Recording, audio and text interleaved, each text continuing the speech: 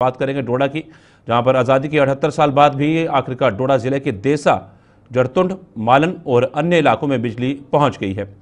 गांव में बिजली पहुंचने से इन गांवों को लोगों में खुशी की लहर है। लोगों के मुताबिक गांव में बिजली पहुंचने से उनका जीवन बेहतर होगा और उनके बच्चों को शिक्षा हासिल करने में आसानी होगी। ग्रामीणों को अब स्वास्थ्य सुविधाएं और सड़क संपर्क का बेसब्री से इंतजार है। और करते हैं, हमारे साथ विकास मिन्हास हमारे साथ जुड़ चुके हैं। विकास, जिस तरह से साफ तौर पर खुशी की बात तो है ही कि जिस तरह से बिजली पहुंची 78 साल बाद, और साफ तौर पे कि लोग, जब कोई भी उपकरण बिजली के बिना चलता ही नहीं है और आज बिजली पहुंचती है तो खुशी तो जाहिर होती ही है। पहले इसके हवाले से बताइए किस तरह की खुशी लोगों में है, और फिर हम ये भी जानेंगे कि आखिर सड़क संपर्क किस तरह का है वहाँ पर और स्वास्थ्य को लेकर किस तरह की सुविधाएं वहाँ पर हैं।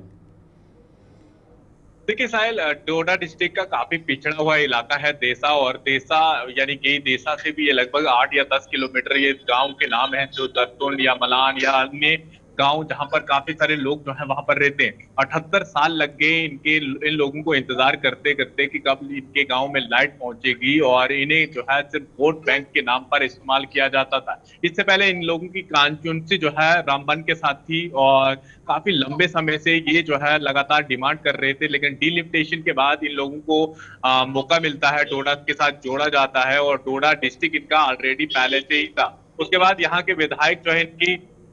आगे हायर अथॉरिटी तक बात भी रखते हैं, और उसके बाद यहाँ पर लाइट का प्रोसेस यानी शुरू हो जाता है, जहाँ पर तारबंदी या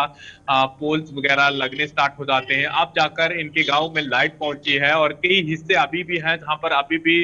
लाइट की फिटिंग चल रही है और उनके घरों तक लाइट पहुंच रही है। क्योंकि एक तरफ इंडिया जो है बिल्कुल लगातार डिजिटलाइजेशन हो रहा है, दूसरी तरफ डोडा डिस्ट्रिक्ट के कई हिस्से ऐसे हैं जहां पर आज भी इन ऐसी जैसी लाइट की सुविधा पाने के लिए लोग जो है तरस रहे हैं, क्योंकि चिनाब वैली ऐसा एरिया है जहां से इतनी लाइट प्रोड्यूस की जाती है, लेकिन